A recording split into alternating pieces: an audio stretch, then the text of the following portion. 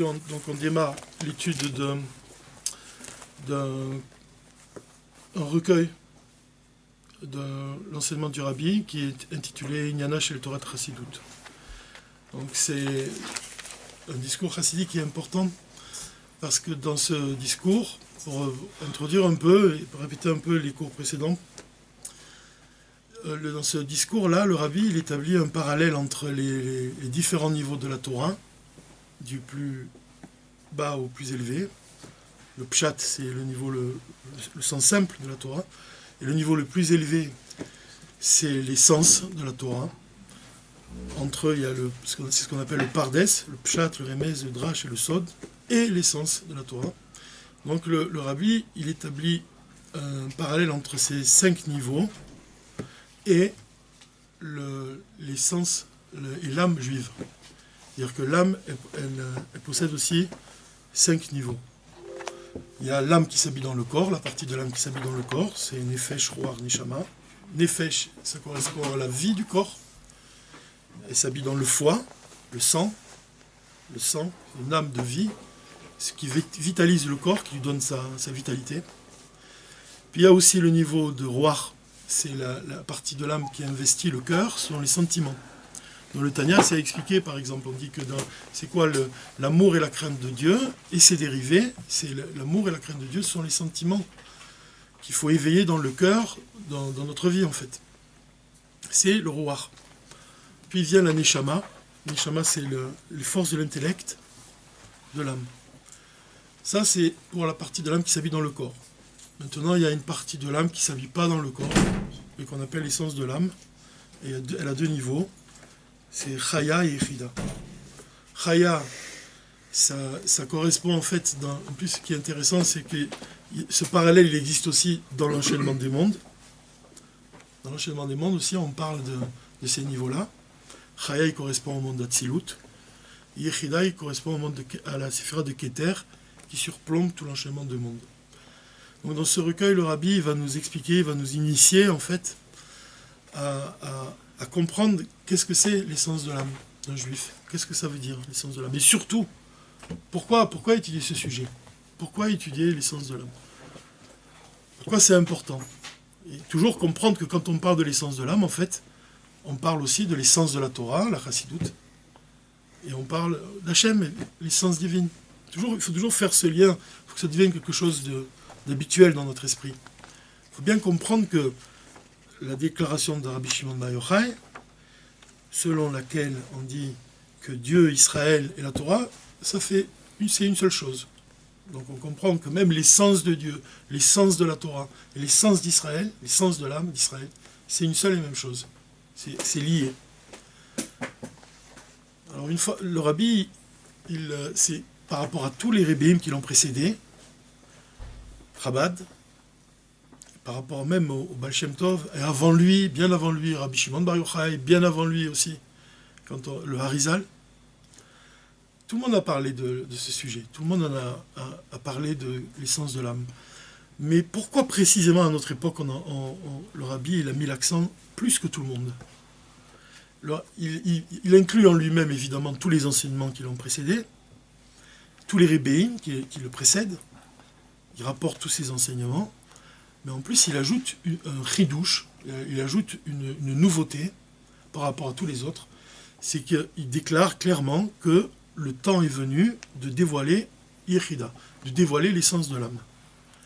Maintenant, il faut comprendre pourquoi. Et la réponse du Rabbi, elle est claire. En fait, on peut comprendre, c'est dit déjà, la chose elle est connue, que toute la Torah, elle a été donnée à Moshe sur le mont Sinaï. Toute la Torah. Toutes les parties de la Torah. Toute la Torah. Même la Chassidut, elle a été donnée à Moshe sur le mont Sinaï. Pourquoi elle n'a pas été révélée à ce moment-là? Pourquoi elle a été révélée seulement au moment du Baal Shem Tov et pas avant? Là-dessus, la réponse, on peut la comprendre, c'est simple en fait. C'est qu'on voit que quand l'Assemblée d'Israël elle est rentrée en Eretz Israël, Moshe il leur a enseigné, il leur a donné l'injonction de dire la prière du Shema Israël. Qu'est-ce que c'est le Shema Israël? C'est le don de soi. c'est Messiro Nefesh. Le fait d'être capable même de donner sa vie pour Dieu, si c'est nécessaire. C'est ça le Messiro Nefesh. Un juif, il est capable de se séparer de son corps pour sauver son âme divine, pour sauver le lien qui l'unit à Dieu. Il y a des histoires comme celle-là. Je ne sais pas si vous avez entendu, une fois, il y a une histoire qui s'est passée en France, où ils avaient les Allemands, Marchemam, ils avaient arrêté tout un groupe de juifs dans le village pour les déporter. Et ils étaient en train de les séparer, de les embarquer dans le train. Et il y avait comme ça un juif c'était le pharmacien du village, il était en retrait comme ça. Personne ne savait qu'il était juif. Et à un moment, le train il était vraiment prêt, ils étaient prêts à fermer les portes, et le pharmacien, dont personne ignorait, personne ne savait. Il lève le doigt et dit, moi aussi, prenez-moi avec eux, je suis juif moi aussi. À ce moment-là, tous les juifs, ils étaient étonnés. Ils disent, comment le pharmacien, il est juif? Il l'avait caché, il l'avait pas dit. Et qu'est-ce qui s'est passé? Les goïms qui étaient là, présents, ils ont dit quoi? Ils vont nous enlever notre pharmacien, avec qui c'est qui va nous... Il y a eu comme ça une émeute. Du coup, cette émeute, elle a provoqué que tous les juifs qui étaient prêts à partir, tout le monde s'est enfui, tout le monde a été sauvé à cause de cette émeute. Qu'est-ce qui a fait que cet homme-là, c'est ça le Messiro Nefesh, que cet homme-là, il était capable de se séparer de sa vie physique pour sauver le lien de son âme avec Dieu. En fait, ce lien-là, le lien de l'âme avec Dieu, c'est le lien le plus profond qu'il y a entre un juif et Dieu. C'est ce qui nous attache à Dieu. Et ce qui est intéressant, puisqu'on approche des fêtes de Hanouka, on voit que dans les fêtes de Hanouka, vous savez, c'est quoi? C'est ce sujet-là aussi. On dit que le miracle de Hanouka, c'est qu'ils ont trouvé une petite fiole d'huile, et qu'il y avait le tampon du Kohen Gadol, et qu'avec cette petite fiole d'huile, on a réussi à allumer pendant les 8 jours. C'est-à-dire cette petite fiole qui est un tampon qui est scellé, elle symbolise en fait cette partie de l'âme qui est pure et qui n'est jamais affectée par l'impureté. C'est-à-dire que ce point de l'âme, quel que soit le juif, qu'il soit un érudit ou qu'il ne le soit pas encore, cette partie de l'âme reste pure. L'Admor Saï, il nous donne une définition vraiment solide, quelque chose qu'on peut comprendre, qu'on peut appréhender sur qu'est-ce que c'est vraiment ce point-là. Il dit que dans ce point-là de l'âme, c'est donc l'essence de l'âme, s'habille la volonté de s'attacher au Dieu vivant. C'est le lien vraiment qui nous unit, le lien qui nous unit à Dieu. Seulement, il ne se révèle pas dans le corps. Il ne se révèle pas, il est caché. Il est caché. À quel moment il se révèle? Il y a certains moments où il se révèle. Au moment du Shabbat, entre la prière de Mincha et d'Arvit, quand on dit le Razin des Razin, les secrets des secrets. Comme ça, c'est défini par le Harizal. C'est le moment où Dieu il donne, en fait, il donne l'amour qui est au-delà de l'intellect. Vous savez que dans le Beth Amikdash, dans la Gemara, c'est expliqué, dans la Gemara Yoma, on dit que au moment quand un juif il apporte un sacrifice, il y avait un lion qui descend du ciel et qui consume le sacrifice. Descendez. Ça montrait quoi? Ça montrait que Dieu il a agréé le sacrifice qui était apporté par ce juif. L'Admor Zaken, il nous explique, il nous dit que ce lion-là, en fait, c'est ça la lumière de l'essence de l'âme, c'est ce lion. Le lion, c'est un feu qui descend du ciel, un feu qui a la forme d'un lion. Ce feu-là, c'est quoi? C'est l'amour de Dieu qui est au-delà de l'intellect. Ça, c'est l'occasion de comprendre quand on dit, on a dit qu'il y a une partie de l'âme qui s'habille dans le corps et une partie de l'âme qui ne s'habille pas dans le corps. La partie de l'âme qui s'habille dans le corps, c'est surtout l'intellect et les sentiments. Dans le Tanya, on apprend que le fait de méditer à la grandeur de Dieu, on fait naître dans le cœur l'amour de Dieu. Donc c'est un amour qui dérive de l'intellect. Mais l'amour que Dieu il envoie au moment de Shabbat, le jour du Shabbat, entre Mincha et Arvit, Cet amour-là, il est au-delà de l'intellect. C'est un cadeau de Dieu, en fait. Il nous l'envoie en cadeau. Ça, c'est un dévoilement de Yechida. C'est un dévoilement de l'essence de l'âme. Cet amour-là, il brille en chacun de nous le jour du Shabbat. Il y a aussi un autre moment, et on pourrait comparer, par exemple, vous savez, la Neila, le jour de Kippour, elle est aussi à ce moment-là, elle est entre Mincha et Arvit. Au moment de la Neila, Dieu, il révèle aussi cet amour-là des enfants d'Israël pour Dieu. Il révèle Yechida au moment de la Neila.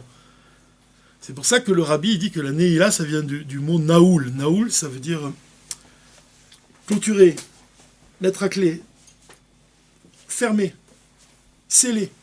Et c'est comme l'image, en fait, c'est que Dieu, il s'enferme avec le peuple juif, avec ses enfants. Le jour de Kippour, au moment de la Neila. La Neila, c'est la 5e prière de Kippour. Les 5 prières comme les 5 niveaux de l'âme. Et le plus haut niveau, c'est la Neila.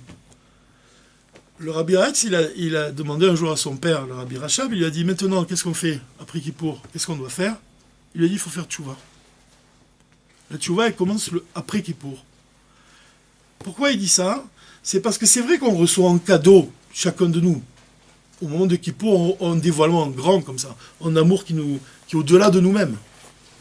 C'est l'amour de l'essence de nous-mêmes avec Dieu. Mais on n'a pas fait un travail pour cela.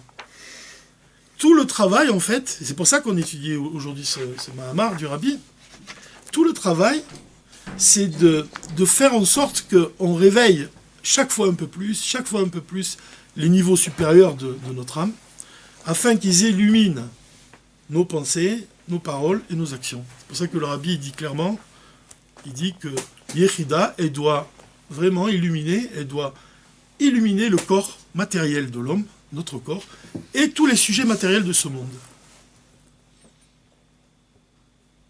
Donc, vous voyez, c'est quelque part, c'est unir quelque chose qui est infini, qui vient de...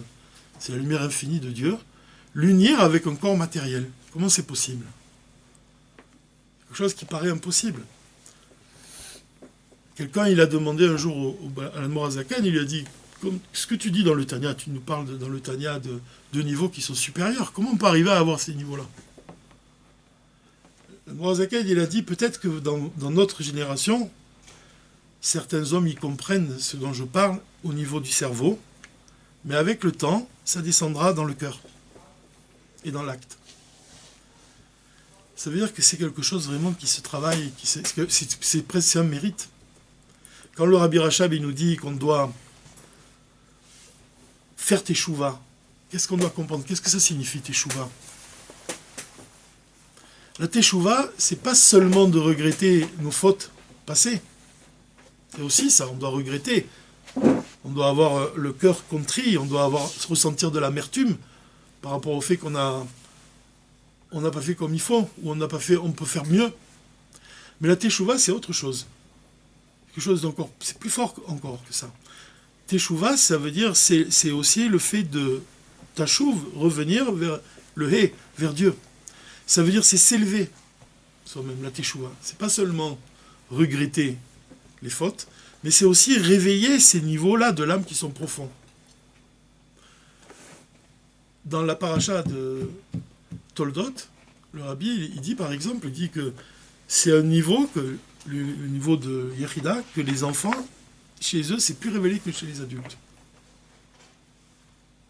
Pourquoi? Parce que les adultes, ils appréhendent le divin, ils appréhendent Dieu avec les forces de leur intellect.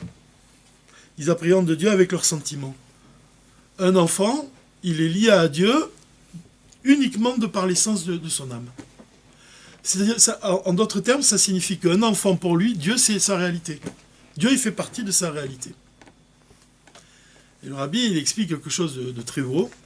Il dit que quand on dit Modéani, le matin, c'est qui dit Modé? Modé, d'abord, c'est reconnaître Dieu. Je reconnais que c'est toi le maître du monde. Je reconnais. Comme Adam Arishon, la première chose qu'il a fait quand il est né, c'est qu'il s'est prosterné, il a reconnu le maître du monde. Modé. On voit que Ani ça veut dire je, ça vient après Modé. D'abord on dit Modé, ensuite on dit Ani.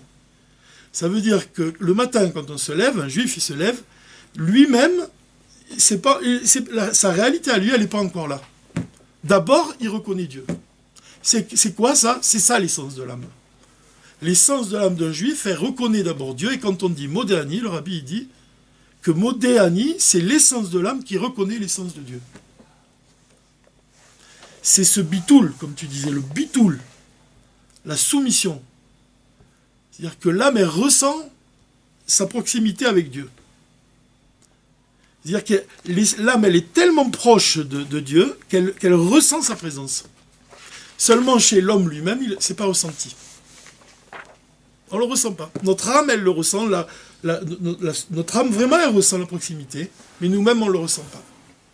Il y a certains moments où Dieu, il fait qu'on va ressentir un peu de cette lumière-là. Comme on a dit, au moment du Shabbat, au moment de Kippour, au moment où on met un juif en danger, comme ce juif-là qui était prêt à mourir, mais être avec ses frères juifs, plutôt que de cacher encore qu'il était juif. Il y a certains moments, mais seulement le chidouche vraiment du rabbi, c'est il nous prépare en fait au dévoilement du Mashiach, et comment on peut recevoir vraiment le Mashiach, comment on peut provoquer sa venue, justement en attirant cette lumière-là qui est immensément profonde en fait, qui est divine, dans ce monde matériel. Parce que quand on dit qu'on doit faire une demeure pour Dieu, ça veut dire qu'on doit faire une demeure pour son essence. C'est ça l'enseignement. C'est que quand on dit on va faire de ce monde matériel une demeure pour Dieu, il est question de faire une demeure pour son essence. C'est-à-dire que Dieu, qui se révèle, l'essence de Dieu qui se révèle dans ce monde. C'est pour ça que ça demande une préparation. Préparez-vous à la venue du Mashiach. Il y a un exemple matériel qui peut nous aider à comprendre qu'est-ce que ça veut dire attirer cette lumière infinie dans un corps matériel. C'est l'arche. L'arche de l'Alliance. Vous savez, c'est écrit dans le traité Yoma que l'arche, elle a des mesures, on peut la mesurer, mais quand on la place dans le Kodesh HaKodashim, elle ne prend pas de place. Il y a un miracle qui s'opère, vous savez ça, on parle de ça. Elle perd ses mesures. C'est-à-dire qu'on peut la mesurer, mais quand on la met dans le Kodesh HaKodashim, la largeur du Kodesh HaKodashim qui est de 20 amas, d'une extrémité de l'arche à l'extrémité du mur, on a 10 amas, et de l'autre extrémité à l'autre extrémité du mur, on a aussi 10 amas. Ça fait 20, et au milieu, il y a l'arche. Elle n'a pas ajouté à la distance, elle n'a pas pris de place dans le Kodesh HaKodashim. C'est un miracle.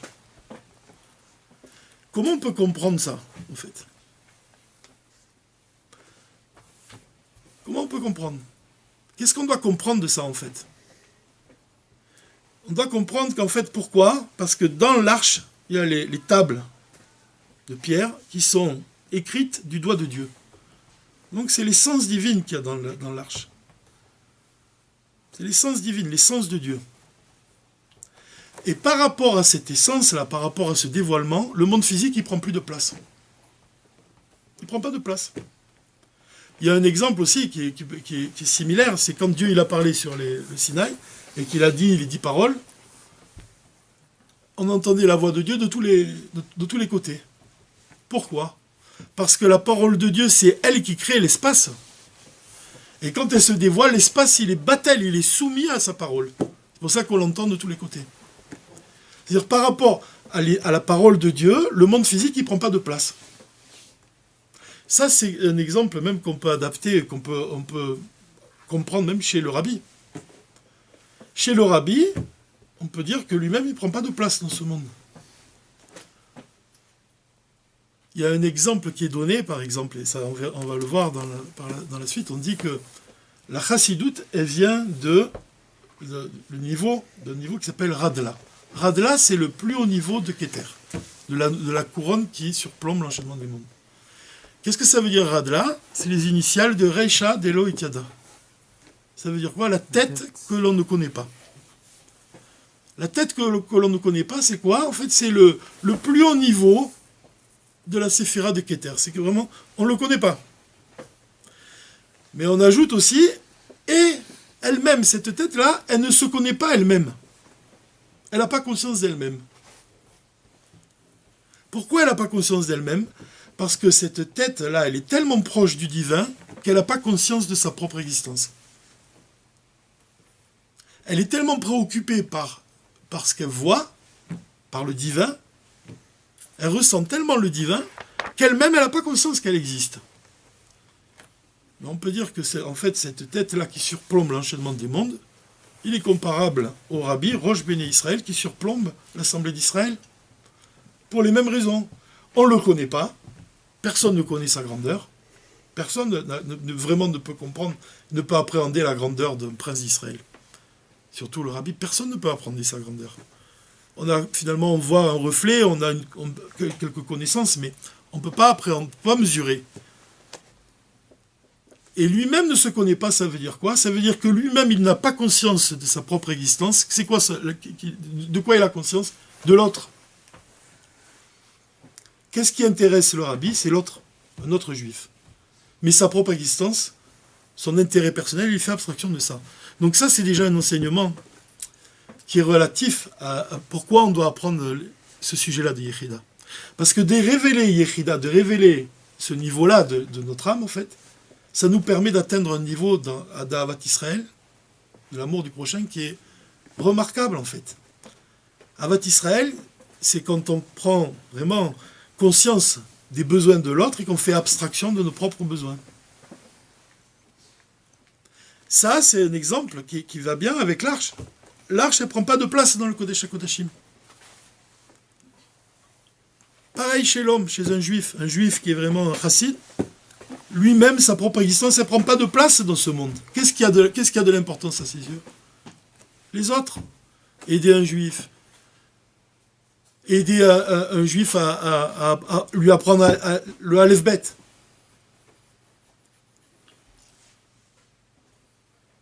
On dit que le Baal Shem Tov, vous savez qu'il y a une histoire du Baal Shem Tov où on raconte qu'il avait fait un voyage pour venir en Israël.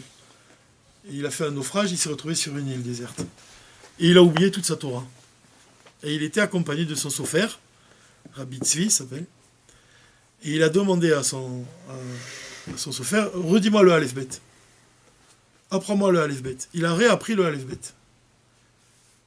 Aleph Bet, Gimel, Dalet. Pourquoi? Parce que dans le Aleph Bet, dans les lettres même, c'est dans le Aleph en particulier, c'est l'essence de toute la Torah. C'est l'essence de toute la Torah. Dire un chassid, et encore à plus forte raison un tzaddik, il ne méprise pas le Aleph Bet. Le rabbi, il enseigne, si tu sais le Aleph Bet, tu dois enseigner le Aleph Bet. Ça vient de quoi? Ça vient vraiment de la conscience de l'autre.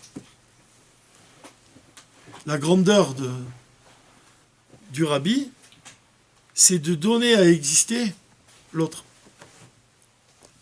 C'est que chacun, il prend conscience de sa propre mission à partir du moment où il reçoit une instruction du rabbi, une mission du rabbi.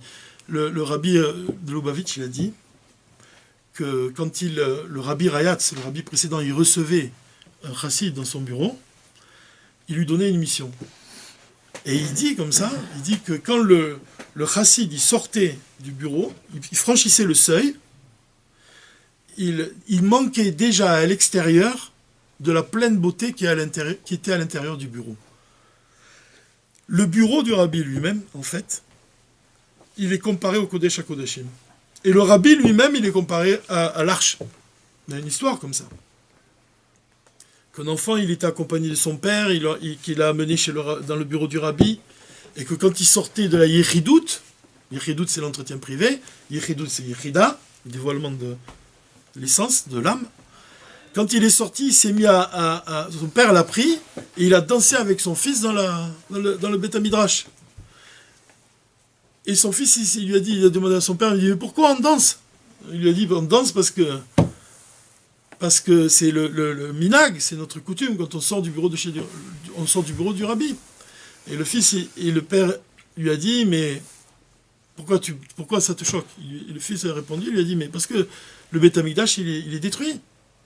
Il n'y a aucune raison de danser, de se lamenter, au contraire. Et le père, il a dit, tu as raison, mon fils, depuis que le Beth Amikdash a été détruit, notre Jérusalem, c'est Lubavitch. Et la synagogue, la synagogue du rabbi, c'est Jérusalem, le bureau du rabbi, c'est le Kodesh HaKodashim, et le rabbi lui-même, c'est l'arche. Donc déjà, dans cette histoire, on compare, c'est pas quelque chose de nouveau, on compare le rabbi à l'arche. Et comme on a dit, l'arche, elle prend pas de place. Pourquoi ? Parce qu'il donne la place à chaque juif. Donc en fait, on voit que qu'est-ce qu'il fait en fait ? Il fait, quand on fait une demeure pour Dieu, on change tous les critères de ce monde. Le matériel, il s'annule par rapport au spirituel. C'est pas pour rien que l'Admor HaZaken, il dit qu'on doit faire du matériel du spirituel. Alors quand un chassid il se trouve dans le bureau du rabbi où il y a une lumière, que c'est la pleine beauté en fait, il reçoit du rabbi du spirituel et ensuite il sort dans le monde et il doit faire avec le spirituel qu'il a reçu, il doit transformer la matière de ce monde, à commencer par la matière de lui-même, la matière de son âme animale, la matière de son mauvais penchant, la matière du monde physique. Il doit purifier le monde physique comme il doit se purifier lui-même.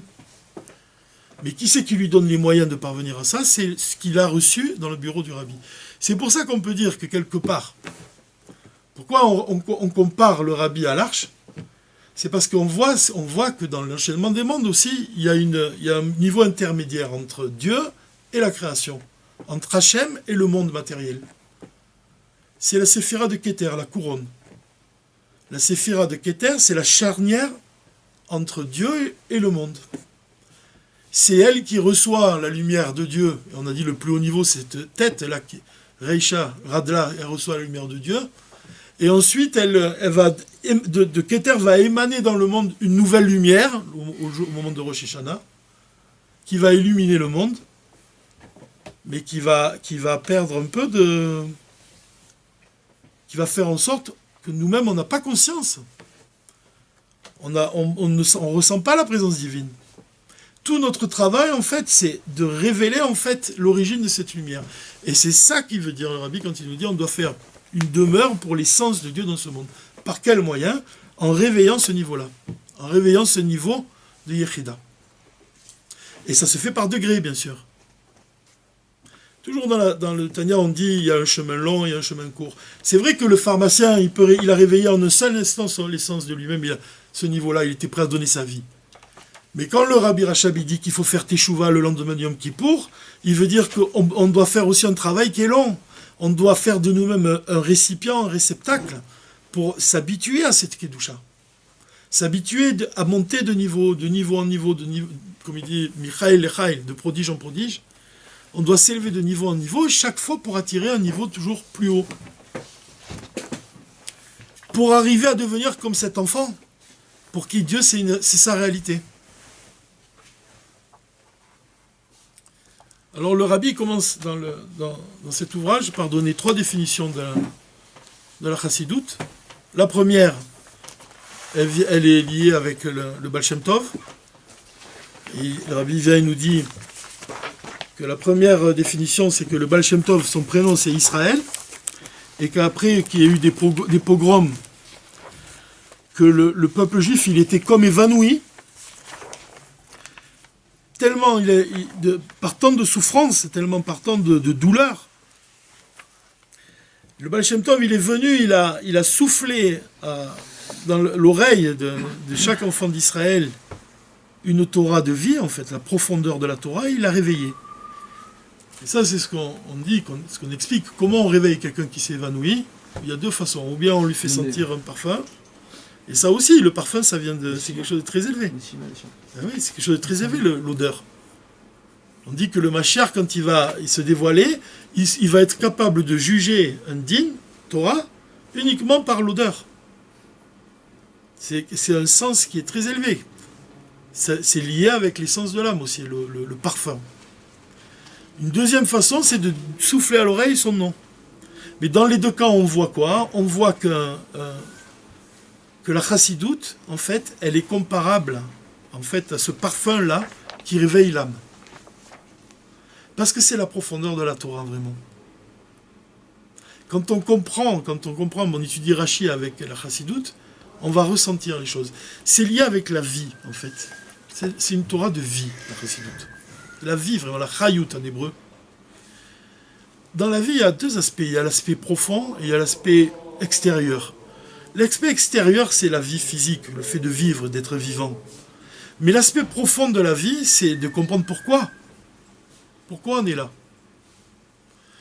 Le rabbi, il a dit que quand va venir le Mashiach et quand les purifications du monde vont être terminées, la purification même de nous-mêmes, on va retrouver une vie éternelle. Mais on doit comprendre pourquoi on va retrouver une vie éternelle, parce qu'à ce moment-là, l'essence de Dieu va se révéler. L'essence, elle n'a pas de fin. C'est-à-dire que pour le moment, on reçoit une vie qui est limitée. On ne reçoit pas l'essence, on reçoit un reflet de l'essence. Mais quand l'essence va se révéler, à ce moment-là, l'homme va devenir éternel. Mais une vie éternelle, sans profondeur, sans contenu profond, contenu spirituel, à quoi ça sert? Là-dessus, le rabbi il met l'accent là-dessus. Il dit que c'est comme l'histoire de Rabbi Yekutel Lippler, qui était un chassid d'Amorazaken. L'Amorazaken, il a béni pour qu'il ait une longue vie. Et le Rabbi Yekutel, il a dit, si c'est pour avoir une longue vie, mais une vie de paysan, une vie dans le sens où je ne perçois pas le divin, une vie sans contenu spirituel, ça ne m'intéresse pas. De la même façon, on doit comprendre que quand le Mashiach va venir, on n'aura pas seulement, c'est pas seulement au niveau quantitatif que ça se mesure. Ah tiens, j'ai une vie éternelle devant moi. Non, au niveau de la qualité de notre vie. C'est ça qui va changer. Ça vient du fait, bien sûr, que le mal, il va être effacé de la terre. Mais ça vient aussi qu'on va la qualité d'entendre, par exemple, la Torah Chadasha Mi'ititetse, une Torah nouvelle qui va venir de Dieu, qui va être enseignée par l'intermédiaire du Mashiach. Cette Torah Chadasha, elle va nous insuffler une vitalité nouvelle. Elle va nous changer. Elle va nous apporter une simcha. On dit que la simcha qui va se dévoiler au moment du Mashiach, c'est une simcha elle n'a pas de nom. On ne peut pas la décrire. C'est au-delà de notre intellect. Une simcha, mais profonde. Le plus haut niveau de Keter, par exemple, on dit que c'est le ravissement. C'est lié avec la simcha. La simcha, c'est une des qualités qui dérive de l'essence de l'âme aussi. Le plaisir de Dieu. Le plaisir de Dieu, il va se dévoiler dans le monde. Voilà, c'est peut-être on peut s'arrêter là, Rabbi Yosef, puisque on peut arrêter là. Tu sais